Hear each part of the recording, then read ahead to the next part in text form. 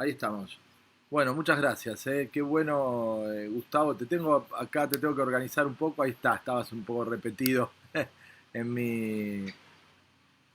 Ah, entiendo, porque en general yo no uso Skype para esto, pero ahora me acomodé. Bueno, gracias por recibirme en tu casa. Seguramente que es tu casa de cuarentena.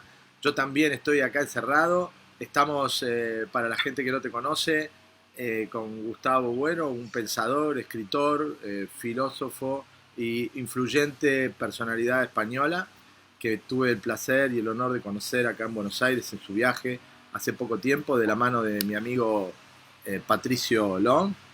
Estuvo en nuestro programa en Argentina Productiva y ahora en unas circunstancias bien distintas vamos a tratar de velar algunos de los temas que nos preocupan al mundo entero, como seguramente Gustavo nos va a contar, como quizá nunca antes, ¿no? Por lo menos en los últimos Muy bien. años. Y quería plantearte, esta debe ser la treintava, no sé, entrevista con gente del mundo hablando de estos temas.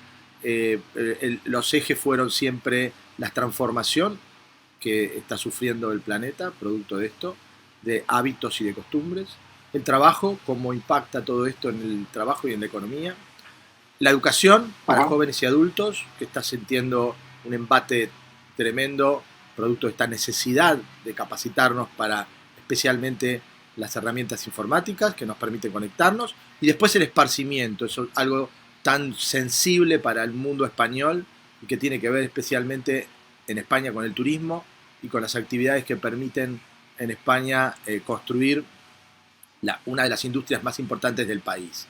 Eh, eh, Recibí un informe de Deloitte, que fue contratado por el gobierno español para tratar los temas del día después del coronavirus.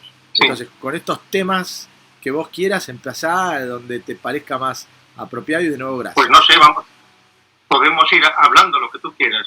En principio yo creo que aquí los análisis tienen que ser distintos.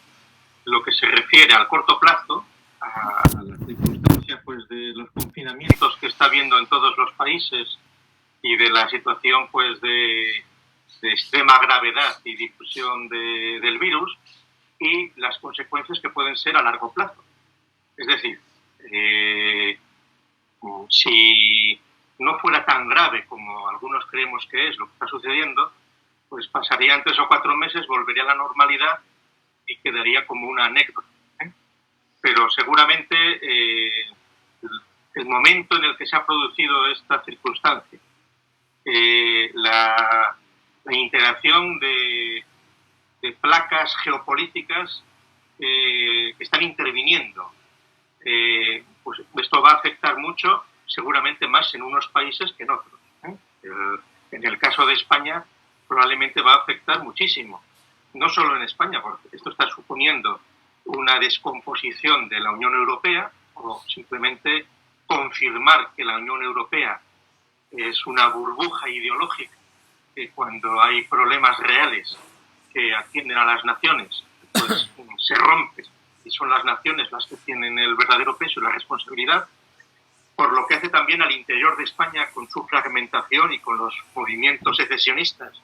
Se ha dejado de hablar de eso, prácticamente, como también se ha quitado de la agenda pues un montón de cuestiones ideológicas que el partido en el gobierno había estado induciendo en los últimos meses, pues cuestiones de género, pues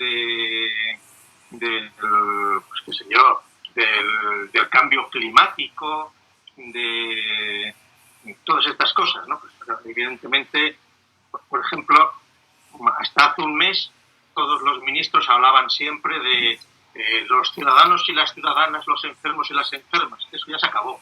Ahora son enfermos y muertos. Se ha cambiado de ritmo. Y en el caso de España también, por ejemplo, se ha visto cómo el sistema de las comunidades autónomas, de las autonomías, ha sido absolutamente incapaz de atender problemas de una escala más global. El desastre de España, y si en buena medida el número de víctimas de España pues es tremendo, es porque fueron las competencias de sanidad están transferidas a las comunidades autónomas. Cuando el día 14 de marzo el gobierno decretó el estado de alerta y decidió concentrar toda la gestión de la sanidad en el Ministerio de Sanidad, se quedaron muy contentos diciéndolo, pero el Ministerio de Sanidad era un cascarón que no tenía estructura ni conocimiento ni siquiera de cómo había que comprar material sanitario. Y a partir de ahí fue todo un desastre. Es decir, hay una cantidad de trabajadores del sector de la salud que han sido contagiados porque no han estado bien protegidos, porque no han llegado barbijos o mascarillas o tapabocas o cubrebocas, como se quiera decir, porque han tenido y están en unas condiciones pues lastimosas, y luego han sucedido una serie de fenómenos curiosos, como una tardanza en 15 días en llegar las primeras pruebas en cantidad masiva para poder detectar a los enfermos, y cuando llegaron de China pues eran el gobierno fue sujeto de una estafa, por lo visto, que son pruebas que no tienen casi validez. O sea, un desastre de gestión. Ahora, todos estos aspectos que vos estás nombrando, si yo le saco España, ¿sí? Lo podés trasladar a casi la mayoría de los países. Especialmente... Bueno, en Argentina lo habéis hecho distinto. Es decir, yo estoy siguiendo mucho el proceso en Argentina, en Perú, en Ecuador, en México, y en Argentina, precisamente porque visteis la experiencia de Italia y de España, os adelantasteis a los confinamientos, a ser muy prudentes con los viajeros que llegaban. Pues el follón que montó aquel chaval que se vino de Uruguay, ¿no? Y todo lo que se preparó allí y tal. Y con la dificultad que tiene después de control del tráfico, etcétera. Claro, y habéis logrado por ahora frenar bastante el asunto. Mira, para que estés al tanto de algunos datos que te van a servir como para hacer tu análisis. Argentina abrió a la solidaridad apoyo y ayuda para la población necesitada. Nosotros, como bien sabés, somos 45 millones de personas. De esas 45 millones de personas, España más o menos, 11 millones pidieron ayuda al Estado de 10.000 pesos, que en euros es muy poco, ¿no? Y 11 millones de personas pidieron ayuda al Estado. Y he seguido todo el desastre de las colas para ir a recibir las ayudas, pero muy pocos días después, de crédito, muy pocos días. Eso lo he visto.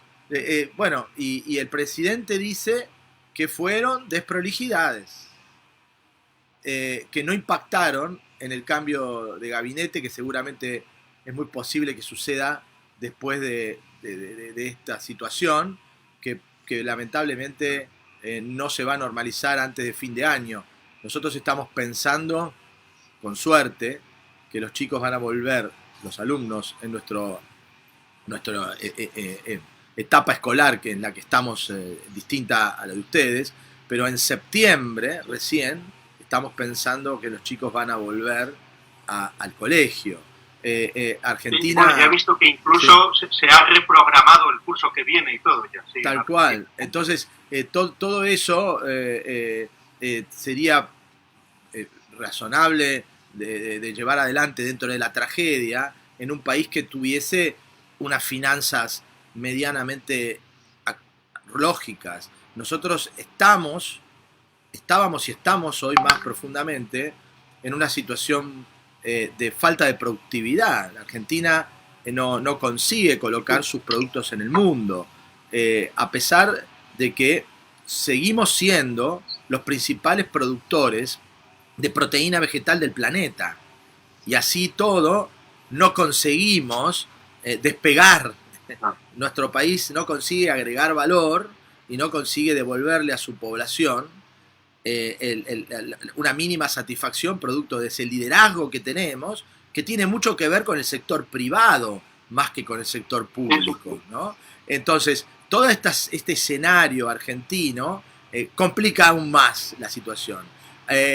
Algunas personas dicen que para mal, y hay algunas personas que piensan que no para tan mal, porque a río revuelto ganancia de pescadores, y creo que la crisis mundial puso a Argentina en una situación quizá no tan menor desde el punto de vista de la catástrofe, ¿no? Estados Unidos creo que es el país que mayor embate está sufriendo de esta crisis originada en China, donde ya ayer no hubo ni un caso de coronavirus, y en relación a su población el impacto de la enfermedad fue mínimo, y hoy está a full produciendo para el mundo parado.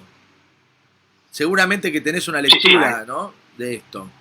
De ahí todas las teorías conspiranoicas sobre el origen de la enfermedad y todas estas cosas, ¿no? Yo no me refiero... Vamos a la realidad. Independientemente de lo bueno, la realidad es esa. China está a full.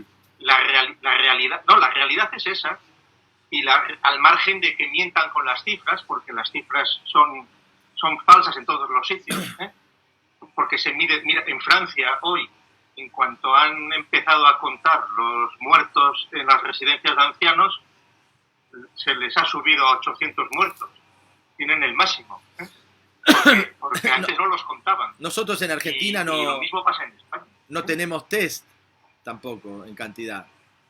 Las cifras no representan. Bueno, aquí en España a los muertos que no se les ha hecho el test no se les contabiliza, ¿eh? Es decir, las cifras de España son mayores. Imagínate que Argentina, como en España, que más o menos es la misma población, España es un poco más, nosotros tenemos 7,5%, creo que España tiene mucho más por 1.000 de muertos por año, ¿no? De muertos de la tasa de mortalidad natural, ¿no? No natural, porque la gente muere de paro cardiorrespiratorio, muere de problemas cardíacos, muere de un montón de cosas. El tema es que la gente se está cuidando un montón hoy. Está encerrada y se está cuidando. Entonces es muy posible que se enferme menos, porque se está cuidando. Sí, claro. Entonces no sería descartable que la tasa de mortalidad sea menor, porque la gente se está cuidando mucho más. Hay personas que en la vida habían hecho gimnasia y están haciendo gimnasia. Hay personas que no se cuidaron de la alimentación y hoy se están cuidando.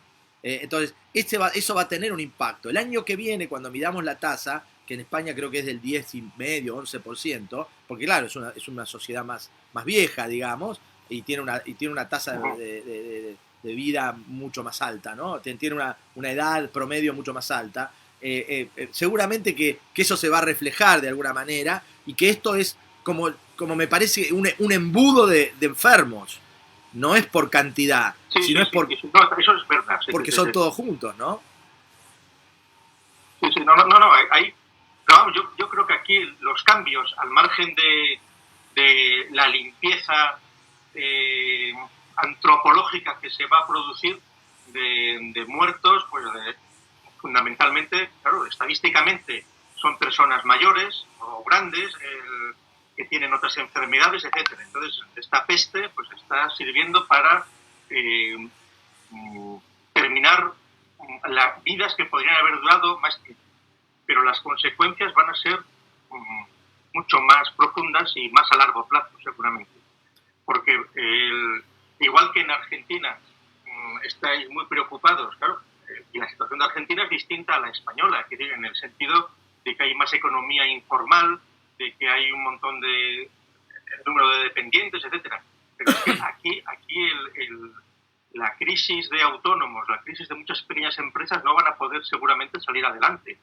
Porque, como tú bien dijiste al principio, los cálculos optimistas que hace Deloitte es que este verano en España, como mucho, podrá haber turismo nacional, pero no va a haber turismo internacional.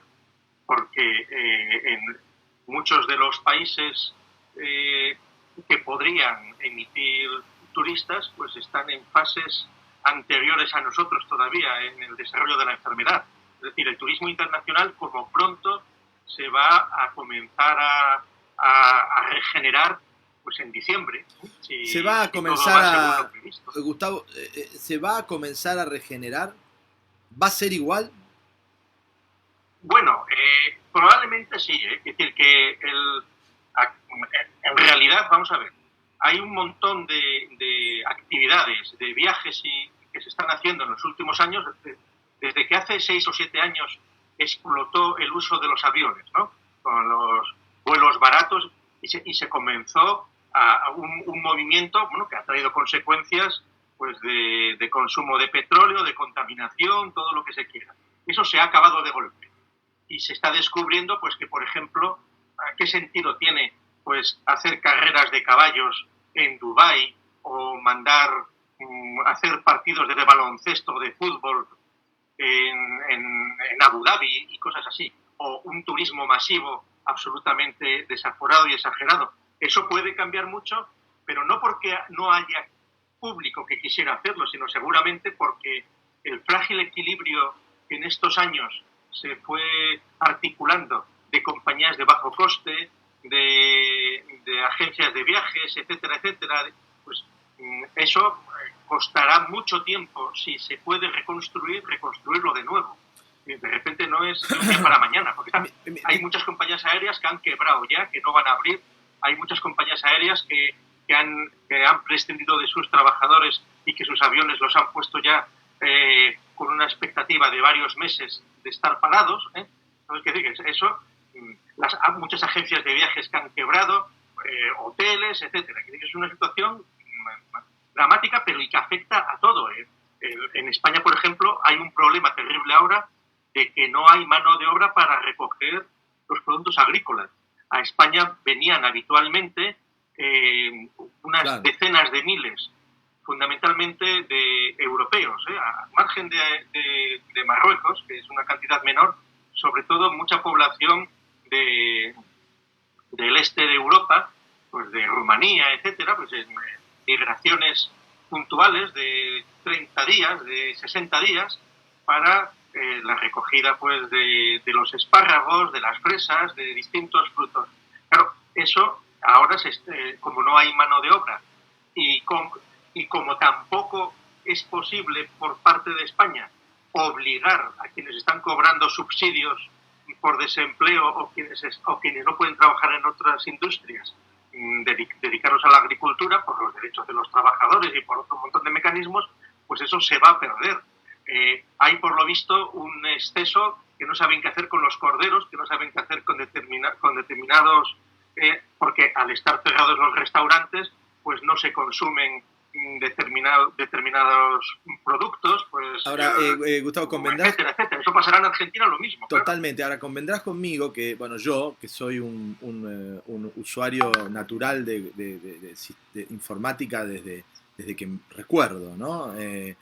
Nunca había usado OBS Studio, que es lo que estoy usando yo para transmitir ahora, ¿no? Es un estudio de televisión que abrí en mi casa hace poquitos días y aprendí que existía. O sea, no sabía ni cómo se llamaba esto, ni que si se podía. Bueno, yo aprendí. El mundo, como vos bien sabés, va hacia una buteación, informatización muy rápida, que trata de trasladarle las tareas repetitivas a robots, ¿sí? Y esto no se ha profundizado producto de estos aspectos que vos mencionás, sindicales, sociales, porque la gente la tenés que tener trabajando en algo. Esta crisis lo que hizo, entre otras cosas, fue profundizar esta butuación. Tanto es así que el trabajo va a afectar mucho, se va a modificar. Entonces, está demostrando, por ejemplo, que mucha enseñanza presencial universitaria, por ejemplo, es superflua. Claro. Puede resolver perfectamente por otros mecanismos. Claro. No digo ya la enseñanza primaria, etcétera. Eso el trato directo es necesario. Pero a partir de cierta edad ya es muy discutible corregime, que pero no se pueda poner más hincapié en las nuevas tecnologías. Volviendo después a lo del trabajo, y ya que entraste en el tema de educación, corregime si me equivoco, pero más del 10%, creo que el 14% o el 15% de los españoles educan a sus chicos en sus casas, ¿no? Bueno, no tanto, no es tan, hay un porcentaje, pero es pequeño, lo que aquí se llama, pues, enseñar en casa, son minorías, no es tanto. Hoy yo tengo parte de mi familia estudiando en educación tradicional y parte de mi familia estudiando en casa, porque mi idea en esta etapa de mi vida era moverme por el mundo y tratar de que mis hijos se educaran conmigo, como muchas familias acá en Argentina, muchas más de las que yo imaginaba, ¿no? Los chicos que estaban en educación tradicional hoy estudian más que antes. El colegio está buscando herramientas, los está acompañando, pero la educación a distancia, como el trabajo a distancia, hay empresarios con los que hoy he hablado que nunca habían hecho trabajo en su casa y que están casi convencidos de que no lo van a volver no van a volver a sus oficinas, digamos. No, claro, pero la cantidad de reuniones inútiles que se hacen teniendo que viajar a otros sitios cuando se pueden resolver por una videoconferencia. Ojo, esto no es novedad ahora, ¿eh? Yo que también, como tú, estoy metido en cuestiones de nuevas tecnologías desde hace tiempo, tecnológicamente, hace ya 30 años en España, Telefónica, o sea, antes de que hubiera Internet, Telefónica ya había diseñado en España telereuniones. Claro, eran productos muy caros en aquel momento, pero que eran factibles, conectando punto a punto unas oficinas con otras para poder hacer reuniones viéndose la cara. Fue un fracaso absoluto. ¿Por qué? Porque estaba la cultura de que la reunión no era solo la reunión, había que ir luego a comer y había que ir a pasárselo bien y a tener extras de dietas y de dormir fuera de casa y de hacer cosas. Entonces, claro, eso se rompía con el... Me hiciste acordar de algo. Ahora, yo viví 5 años en San Pablo, ¿no? En San Pablo había un gastronómico muy famoso que se llama Benjamino Iglesias, que tiene grandes restaurantes en San Pablo. Y puso un restaurante en Madrid. Es un español, un gallego, ¿no? Y puso su restaurante en Madrid y el restaurante no funcionaba, con el mismo modelo que tenía en San Pablo, hiper exitoso. ¿Por qué? Porque en San Pablo la gente iba a comer y le gustaba que la vean.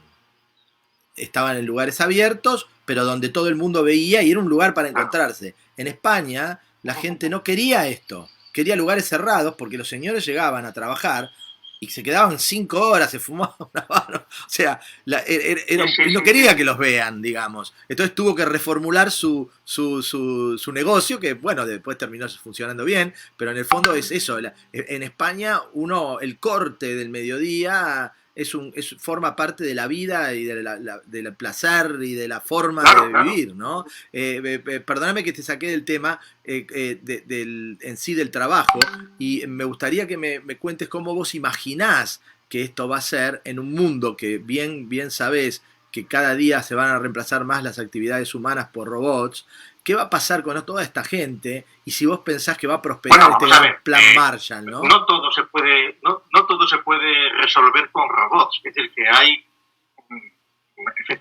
y de hecho, antes de esta crisis ya se están produciendo grandes y revolucionarias transformaciones en lo que es la logística, la distribución de paquetería, la concentración de grandes tiendas, etcétera, etcétera, con unos procesos de explotación brutal de quienes están en la escala necesaria más baja de la cadena, que es quien tiene que llevar el paquete a la casa. Es decir, porque el teletrabajo está muy bien siempre que te lleven lo que quieres a tu casa, etcétera, etcétera. Bien.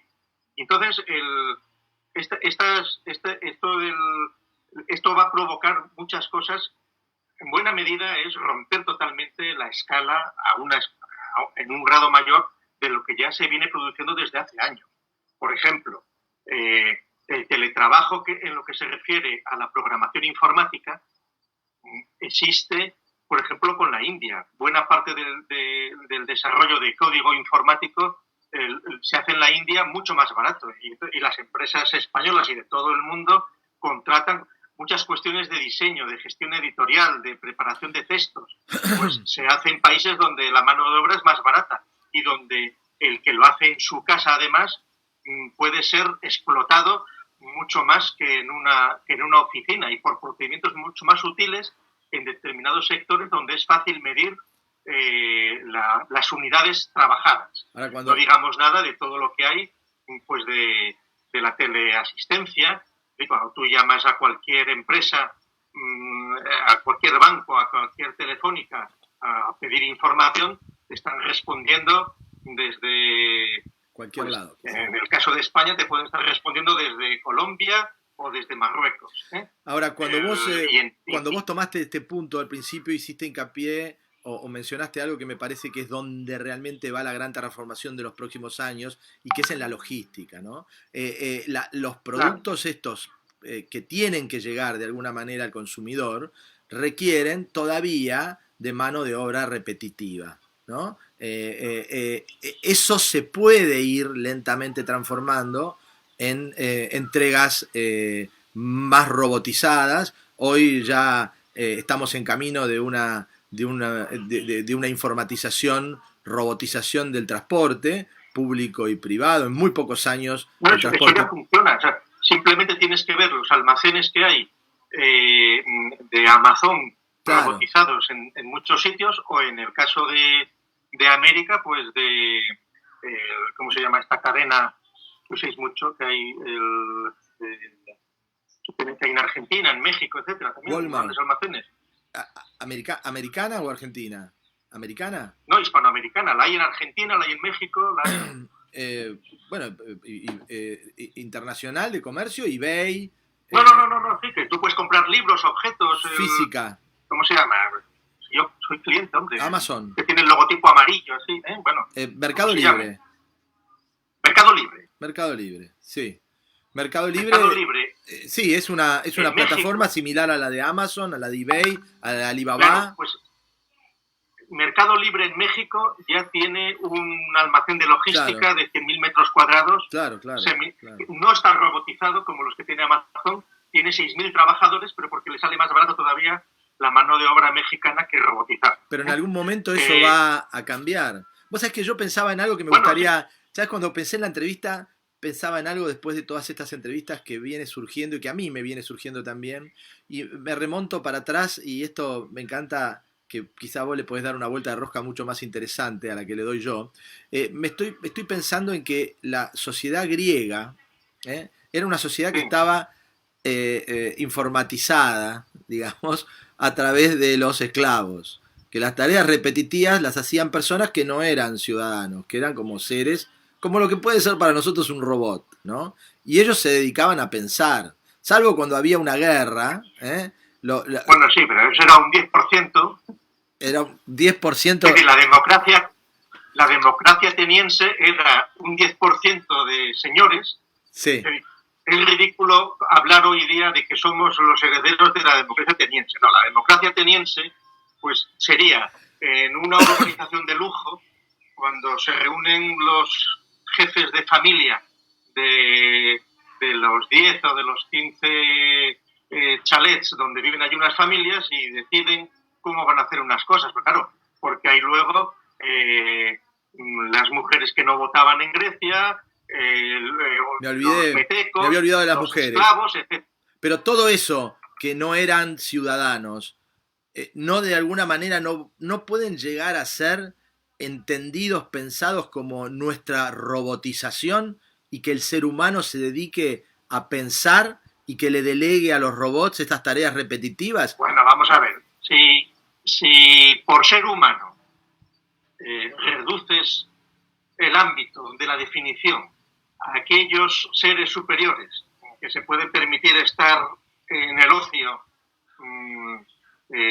viendo cómo van las cosas, pues sí. Pero la realidad es que para que alguien viva así, pues tiene que haber alguien que esté en el supermercado, alguien que esté en la agricultura, alguien que esté produciendo alimentos, que los esté repartiendo, que limpie las casas, etcétera, etcétera. Es decir, Gustavo, todas esas tareas que vos estás marcando son tareas repetitivas. Todas las que me mencionaste recién. Pero tiene que haber la fábrica de robots en el extremo, tiene que haber la casta de los que arreglen los robots, etcétera, etcétera. Una parte pequeña de la población. En el mundo feliz serían los beta, ¿no? No, mira, eso francamente, eso no es viable si estamos pensando en una proyección para dentro de 30 años de 10.000 millones de hombres, de personas. Bueno, lo que sí se está pensando en el mundo es entregarle a la gente, producto de este COP19, y puede ser COP20, COP21, COP22, no lo sabemos, entregarle un salario a las personas por vivir, ¿no? No, pero eso se lo podrían permitir a algunas naciones que tengan un estado de bienestar avanzado. Tú, por ejemplo, en Nigeria es un país que casi no suena, que está ahí en África, pero que tiene 210 millones de personas.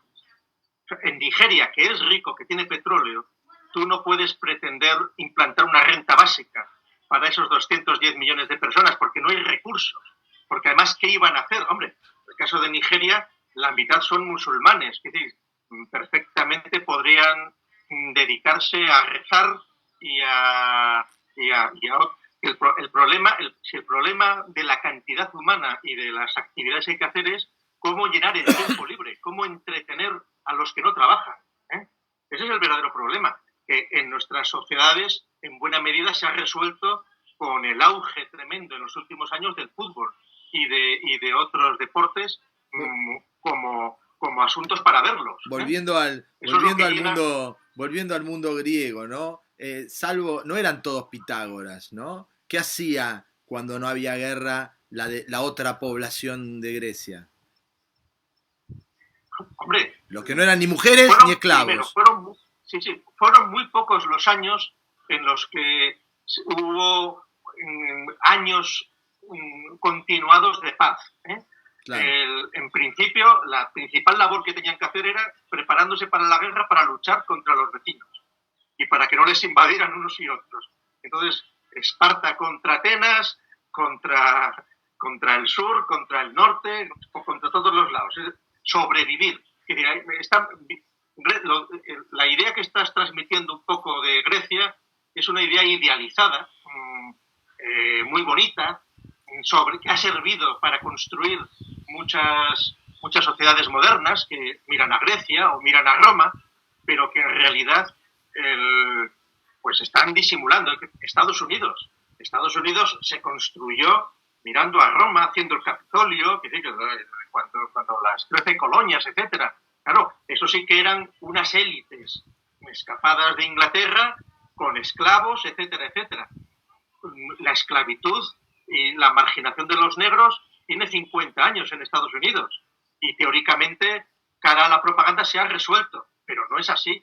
Sabemos perfectamente que en Estados Unidos hay todavía más diferencias que las que puede haber en Argentina, que son grandes, en cuanto a que un norteamericano que se quede un mes sin pagar el alquiler, lo echan automáticamente, que si se pone enfermo y no tiene dinero para pagar la asistencia, pues no hacen ni caso y el desprecio es absoluto, y por eso dice que en este caso Estados Unidos sí que va a sufrir un duro golpe y por eso no les preocupa ya decir que puede haber 150 o 200.000 muertos en Estados Unidos, que seguramente los habrá por las propias condiciones de los Estados Unidos, por la fragilidad social o las contradicciones internas que tienen allí, y que tampoco creo que vayan a suponer una gran crisis para Estados Unidos. Es decir, seguramente Estados Unidos eso lo va a poder superar. Otra cosa es que económicamente Estados Unidos pueda seguir manteniendo el papel de ser el gendarme global y que toda la seguridad internacional dependa de Estados Unidos frente a China, frente a Rusia o frente a la depauperada y pedigüeña Europa. Pero aquí los tontos que en España y en Europa se creen el mito de Europa, el presidente Sánchez lo dijo hace una semana, hace falta, para resolver esto en Europa necesitamos un plan Marshall.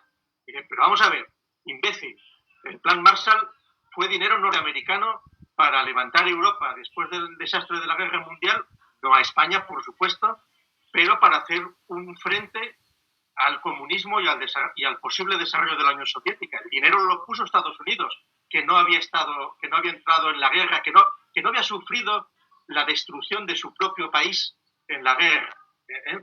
Claro, con lo cual, cuando un político hoy en España dice que hay que hacer un plan Marshall, hay que preguntarle, ¿y quién pone el dinero para ese plan? Claro, estás diciendo tonterías, simplemente. Claro, pero es que todavía en España muchos políticos creen que la solución va a venir de Europa, porque Europa es como un ser metafísico que nos va a mandar dinero. No, pero vamos a ver, si una vez que Inglaterra se fue de la Unión Europea, España pasa a ser contribuyente neto, es decir, España a la Unión Europea, a los fondos de cohesión, a los fondos de reparto europeos, hasta ahora España siempre ha sido beneficiado, ha recibido más de lo que ha puesto, en buena medida, porque la trampa para que España entrara en la Unión Europea hace 25 años fue dar unas condiciones a la agricultura, etcétera, ayudas, permitir que en España se hicieran autopistas por todos los lados, un montón de fondos europeos a costa de ¿qué? De desmantelar la industria nacional española. España, todo el sector de la distribución está en manos francesas. Cuando se hizo los ferrocarriles de alta velocidad, no se contrató a una empresa española, sino que tuvieron que venir empresas alemanas. La empresa nacional de automóviles que había en España ahora es propiedad de Alemania, es de la Volkswagen. La siderurgia nacional se desmanteló y ahora es propiedad pues de los Mittal, de unos indios que tienen su domicilio social en Holanda y viven en Londres. Claro, todo un montón de enjuagues que están entrando ahora en crisis. Pero están entrando en crisis ¿por qué?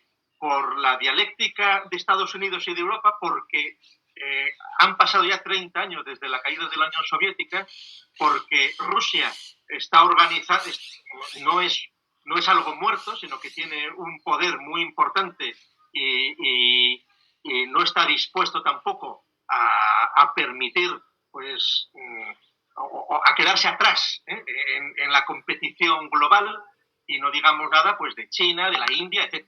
Entonces, en este contexto, yo creo que esos análisis, bueno,